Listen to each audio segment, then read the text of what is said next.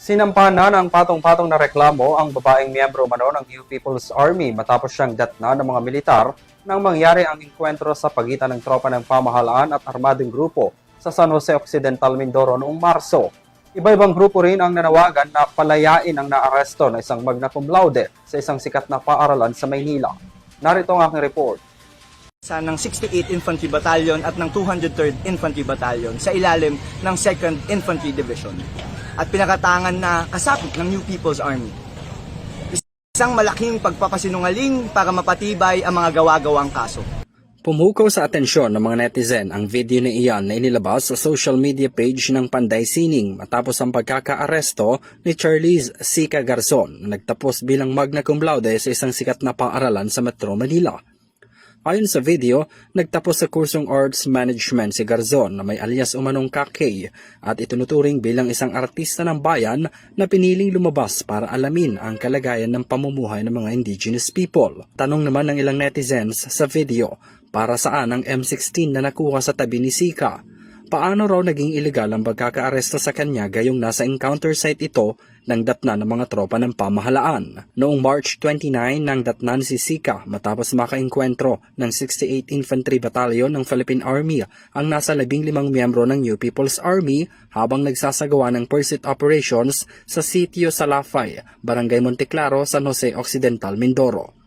Na-recover sa kanyang tabi at site ang M16 rifle, hand grenade, improvised explosive device at iba pang kagamitan ng armadong grupo. Ilang metro rin mula sa kinaroroonan noon ni Garzon, natagpuan ng mga labi ng nasawing opisyal na si Captain Dean Buen Oyando, sanhi ng engkwentro. Sinabi rin sa video ng Panday Sining ang umano'y pagpapahirap kay Sika ng mga otoridad.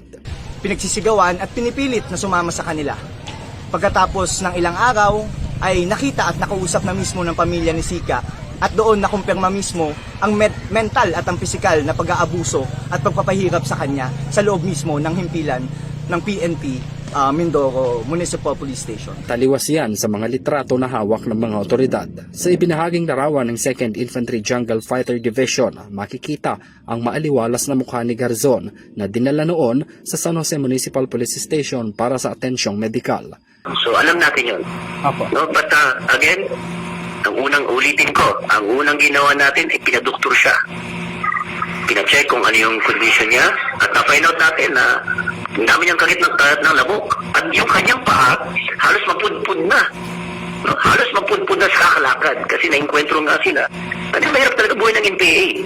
Pangalawa, nakita naman natin na si Kaki or Charlize Garzon ay nakakapag-basa ng Bible, nakakapag-Facebook, di ba, may phone, di ba? Nakita naman natin yun na yung mga sinabi ng Panday Sining ay talagang propaganda lang. Kasi alam naman natin yan na every time na mayroon tayong nahuling NPA na membro ng kanilang mga aliado, mga organization na yan, ay talagang gumagawa sila ng propaganda na delegitimize ang ating pagkahuli, no, sa NPA na membro nila. No? Inilabas rin ng Philippine Army ang mga larawan ng notebook na nagdedetalye sa buhay ng isang bagong recruit na miyembro ng NPA, gayon din ang detalye ng kanilang mga kinakain.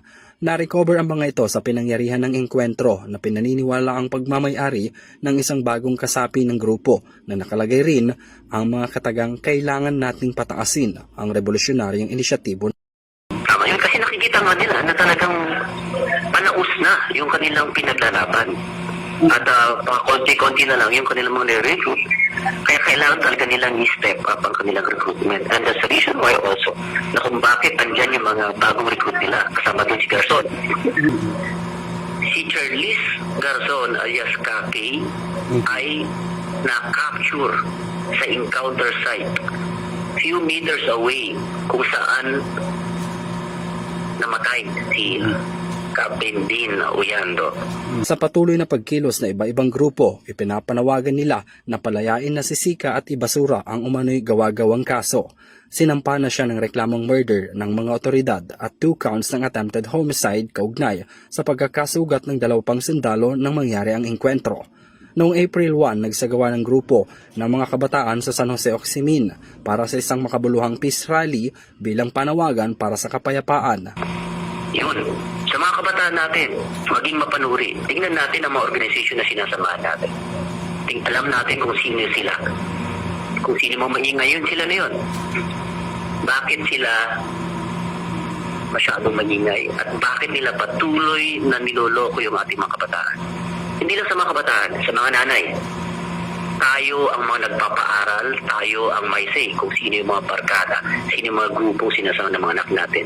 Malinaw na yung mga grupong maingay ngayon, even yung teachers, no?